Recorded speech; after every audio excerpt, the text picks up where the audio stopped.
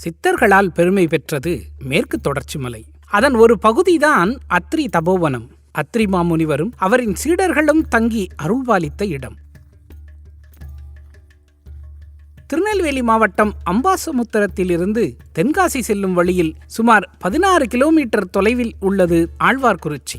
இவ்வூரில் அண்ணா சிலை அருகில் இடப்புறம் பிரியும் சாலையில் சுமார் 13 கிலோமீட்டர் தூரம் பயணித்தால் கடனா நதி அணையை அடையலாம். இங்கிருந்து சிறிது தூரத்தில் மேற்கு தொடர்ச்சி மலையின் அடிவாரத்தில் அமைந்துள்ளது அத்ரி தபோவனம். இறையருள் நிறைந்த இந்த தலத்துக்கு ஒரு முறை சென்று வந்தால் போதும், நமது கிரகதோஷங்கள் நீங்கும், வாழ்வில் சந்தோஷம் பெருகும் என்கிறார்கள் அடியார்கள். மேற்கு மலைத்தொடரில் மிக அற்புதமான க்ஷேத்திரங்கள் பல அமைந்துள்ளன.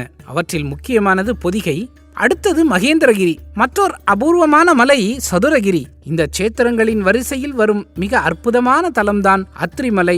அங்கு அருள்பாலிக்கும் ஈசன் அத்ரிநாத். இந்த தபோவனத்தில் அத்ரி மகரிஷி தன் குடும்பத்தோடு வாசம் செய்வதாக நம்பிக்கை. வடக்கேயுள்ள கேதார்நாத் திருத்தலம் போன்று தெற்கே மகிமை பெற்று திகழ்கிறது அத்ரிநாத் எனப்படும் அத்ரிமலை. அகத்தியர் பொதிகை மலை வருவதற்கு முன்பே இந்த பகுதியில் வாழ்ந்தவர் அத்ரி மகரிஷி.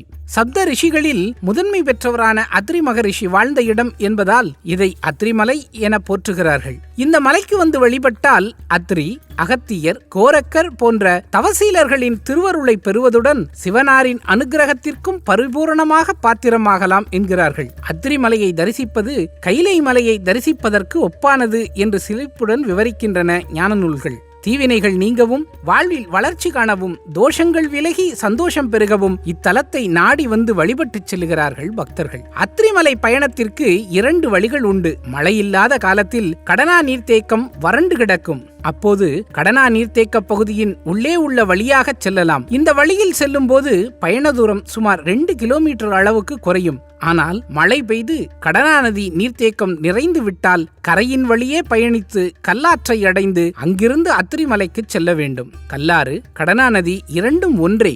தன் சீடர் கோரக்கருக்காக கங்கையை இந்த மலைப்பகுதிக்கு வரவழைத்தாராம் அத்ரி மகரிஷி. இந்த நதிக்கு கருணை நதி என்றும் பெயர் வைத்தாராம். இந்த பெயரை பிற்காலத்தில் மருவி கடனா நதி என்று ஆனது என்கிறார்கள். இந்த நதியில் கிடைக்கும் சில கற்கள் சிவலிங்க ரூபத்தில் திகழ்கின்றனவாம். அன்பர்கள் பலரும் அவற்றை எடுத்துச் சென்று ஆவுடையில் பிரதிஷ்டை செய்து சிவலிங்கமாக வழிபடுகிறார்கள். புனிதமிகு கற்களை கொண்ட இந்த நதிக்கு கல்லாறு எனும் பெயர் இப்படித்தான் வந்ததாம். கடனா நதியை கடந்து பயணிக்கும் போது காற்றில் மிதந்து வரும் மூலிகை வாசம் நாசித்துவாரங்களில் துளைந்து சிந்தையை சிலிர்க்க வைக்கும். ஆம், பல அற்புத மூலிகைகளால் நிறைந்தது இந்த மலைப்பகுதி. விஷ்ணு கிரந்தை என்னும் ஒரு மூலிகை செடி இங்கு உண்டு.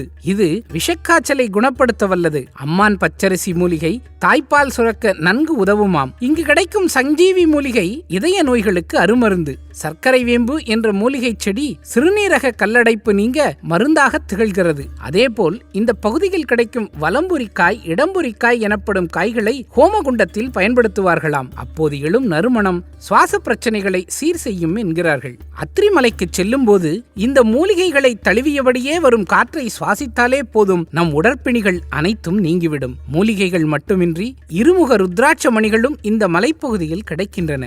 இது இந்த மூலிகை என்று நாமாகவே முடிவு செய்து கொண்டு அவற்றை பறித்து பயன்படுத்த முயற்சி செய்யக்கூடாது. அது ஆபத்தில் முடியலாம். ஆகவே யாத்திரை செல்பவர்கள் கவனமாக செல்ல வேண்டும். அதேபோல் யாத்திரையாக வரும் அன்பர்கள் மூலிகை வேண்டும் என்ற எண்ணத்தில் இங்குள்ள செடிகளில் மரங்களில் இருந்து இலைகளை பறிப்பதையும் கனிகளை கொய்வதையும் கண்டிப்பாக தவிர்க்க வேண்டும். நமது அறியாமையால் அரிய மூலிகைகளை பாழ்படுத்தக்கூடாது. இந்த மலை முழுவதுமே சித்தர்கள் வியாபித்திருக்கிறார்கள் என்கிறார்கள் பக்தர்கள். மலைப்பகுதியில் இருக்கும்போது எச்சில் துப்புவதாக இருந்தால் கூட கைகளை தட்டி ஓசை எழுப்பிவிட்டே உமிழ்கிறார்கள். அத்ரிமலையில் சித்தர் பெருமக்கள் நிறைந்திருப்பதால் அவர்கள் கவனத்தை ஈர்த்து அனுமதி பெறவே கைதட்டி ஓசை எழுப்புகிறார்களாம். அத்ரிமலைக்கு செல்லும் வழியில் கடனா நதியை கடந்து மலைக்கு செல்லும் வழியில் கோரக்கர் குகையை தரிசிக்கலாம். சதுரகிரி மலையிலும் கோரக்கர் குகை இருக்கிறது. ஆனால் இங்கே அத்ரிமலையில் உள்ள கோரக்கர் குகை சுவர்கள் வித்தியாசமாக சுண்ணாம்பு பாறை போன்று காட்சியளிக்கின்றன. விபூதியை கொட்டி வைத்தது போன்றும் தெரிகிறது. சாம்பலாக விபூதியில் கோரக்கர் பிறந்ததை நினைவூட்டும் வகையில் இங்கே அவர் தவம் செய்த குகையும் இப்படி விபூதி பூசியது போன்று திகழ்கிறதோ என்று தோன்றுகிறது.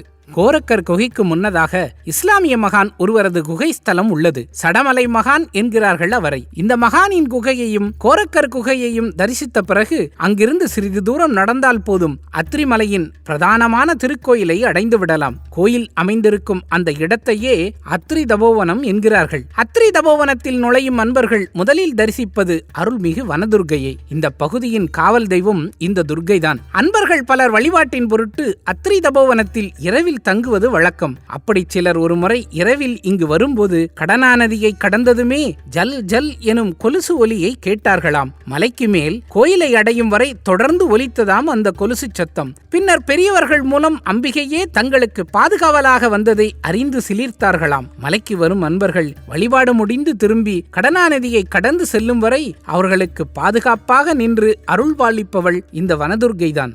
வனதுர்க்கைக்கு அமாவாசை, பௌர்ணமி முதலான விசேஷ தினங்களிலும் விழா காலங்களிலும் சிறப்பு அபிஷேகம், அலங்கார வழிபாடுகள் உண்டு. இந்த அம்பிகையை அலங்கரித்து மலைக்கு மேல் அத்திரி முனிவர் உருவாக்கிய கங்கையிலிருந்து தீர்த்தம் எடுத்து வந்து பூஜை செய்கிறார்கள். அத்திரி தபோவனத்தில் திகழும் ஆலயம் அவரின் பெயராலேயே அழைக்கப்படாமல் கோரக்கரின் பெயராலேயே அழைக்கப்படுகிறது. அது ஏன் தெரியுமா? சதுரகிரியில் தவம் செய்து கொண்டிருந்த கோரக்கருக்கு அத்திரி மகரிஷியை காண வேண்டும், அவருக்கு பணிவிடை செய்ய வேண்டும் என்ற தீராத ஆவல் ஏற்பட்டது. எனவே விரைவில் அத்திரி மலைக்கு புறப்பட்டு விட்டார். அத்திரி மலையின் அடிவாரத்தை அடைந்தவர் கடனா நதிக்கு சற்று கீழ்ப்புறமாக அமர்ந்து தவம் செய்ய ஆரம்பித்தார். அதன் பலனாக அவருக்கு சிவசைலம் ஈசனின் தரிசனம் கிடைத்தது. அவரை கண்டனம் ஆனந்த கூத்தாடினார் கோரக்கர். தான் தேடி வந்த குருநாதர் அத்திரி மகரிஷி அவர்தான் என்று நினைத்து வணங்கி நின்றார். ஆனால் சிவனாரோ, நான் சிவசைலநாதன், நீ தேடி வந்த அத்திரி மகரிஷி அதோ தெரிகிறதே, அந்த மலையில் உள்ள தபோவனத்தில் இருக்கிறார் என்று வழிகாட்டி அனுப்பி வைத்தாராம். சிவனாரின் வழிகாட்டலின்படி அத்திரி மலைக்கு மேல் சென்று அத்திரி மகரிஷியை சந்தித்தார் கோரக்கர். அதன் பிறகு அத்திரி மகரிஷிக்கான பணிவிடைகளுக்காக தன்னை அர்ப்பணித்துக் கொண்டார். தினமும் பூஜைக்கு மலர் பறித்து வருவது, அத்திரி முனிவரின் தவத்துக்கு வேண்டிய உதவிகளை செய்வது என்று கோரக்கரின் காலம் கழிந்தது. ஒரு முறை பூஜைக்காக மலர்கள் பறிக்கச் சென்றார் கோரக்கர். அப்போது அத்திரி தபோவனத்தின் கிழக்கே மீண்டும் அவருக்கு சிவசைலநாதரின் தரிசனம் கிடைத்தது. இறைவனின் தரிசனத்தால் மெய்மறந்த கோரக்கர் அந்த இறைவனை எப்போதும் தரிசித்துக் கொண்டே இருக்க வேண்டும் என்று விரும்பினார். தனது விருப்பத்தை அத்திரி மகரிஷியிடமும் தெரிவித்தார். சீடரின் மேலான ஆசையை குருநாதர் நிராகரிப்பாரா? உடனடியாக அருள்மிகு சிவசைலநாதரை அத்திரி தபோவனத்தில் பிரதிஷ்டை செய்தார். அப்படி அவர் பிரதிஷ்டை செய்த சிவனார் அத்திரி பரமேஸ்வரர் என்றும் அவருக்கான அம்பிகை அத்திரி பரமேஸ்வரி என்றும் திருப்பெயர் பெற்றனர். ஆனால் கோயிலுக்கு கோரக்கர் ஆலயம் என்றே திருப்பெயரானது. கோயிலின் அருகிலேயே ஆகாய கங்கை உள்ளது. சிறு தொட்டி போன்ற தீர்த்த கட்டத்தில் விக்கிரக திருமேனியாக காட்சி தருகிறாள் கங்காதேவி. ஒருமுறை அத்திரியின் சீடர்கள் தீர்த்த யாத்திரை புறப்பட்டனர். ஆனால் குருநாதருக்கு பணிவிடை செய்ய ஆள் வேண்டுமே என்பதற்காக கோரக்கர் மட்டும் இங்கேயே தங்கிவிட்டார். இதனால் நெகிழ்ந்த அத்திரி முனிவர், மற்றவர்கள் கங்கையை தேடி வடக்கே செல்லட்டும், உன்னை தேடி கங்கை இங்கேயே வருவாள் என்று கூறி தமது தவ வலிமையால் உண்டாக்கிய தீர்த்தமாம் இது. தீர்த்த தொட்டிக்குள் சிறிதளவே தண்ணீர், சலனமில்லா நீர்ப்பரப்பு. சிறு மடையின் வழியே பூமிக்கடியில் செல்லும் இதன் தீர்த்தம் சுமார் 20 அடி உயரத்தில் உள்ள முகத்துவாரம் வழியாக வெளியேறுகிறது. தீர்த்த தொட்டிக்குள் பாதமும் நனையாத அளவுக்கே இருக்கும் நீர் முகத்துவாரத்தில் திபு திபு என ஒரு அருவி போல கொட்டுகிறது.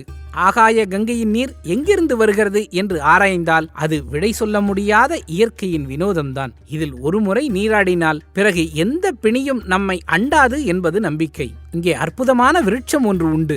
ஆதிசேஷ அம்சமாக கருதப்படும் இந்த விருட்சத்தின் கிளையில் தலைகீழாக தொங்கியபடி உலக நன்மைக்காக தவம் செய்தாராம் அத்திரி மகரிஷி. இந்த அற்புதமான மலைப்பகுதிக்கு வாய்ப்பு கிடைக்கும் போது ஒரு முறை சென்று வாருங்கள். அத்திரி மகரிஷி கோரக்க சித்தரின் அருளாசி உங்களோடு எப்போதும் இருக்கும். இந்த கோயிலுக்கு வந்து பிரார்த்தனை பண்ணாக்கா நமக்கு சக்தி வாய்ந்த ஈஸ்வரன் நம்ம நினைச்சது நிறைவேறும். நான் ஒரு 15 வருஷமாக இந்த இடத்துக்கு வந்துக்கிட்டு இருக்கேன். பணியோட சுற்றி பணியோட பார்த்துக்கிட்டு இருக்கேன். இன்னைக்கு இந்த இடத்துக்கு வந்து நாளைக்கு நல்லா இருக்கிறேன். அத்திரி மகிழ்ச்சி அனுஷாக்கி தவம் இருந்த இடம், மும்மூர்த்திகள் வந்துட்டு போன இடம், மும்மூர்த்திகளை குழந்தையாக்கி பரிமாறப்பட்ட இடம். கங்கா தீர்த்தம் இருக்குது. கங்கா தீர்த்தம் வீட்டுக்கு கொடுக்கலாம், பூஜை பண்ணலாம், வீடு செஞ்சிக்கலாம், நல்லா இருக்கும். விஷ்ணு பிரம்மா துர்க்கை வனதுர்க்கையை வேண்டாம் நீங்கள் நினச்சி நம்ம காரியங்கள் மொத்தத்துலேயே அந்த இடம் வந்து அத்திரி மகரிஷி வந்துட்டு போனாலே நமக்கு நல்ல பாக்கியம்.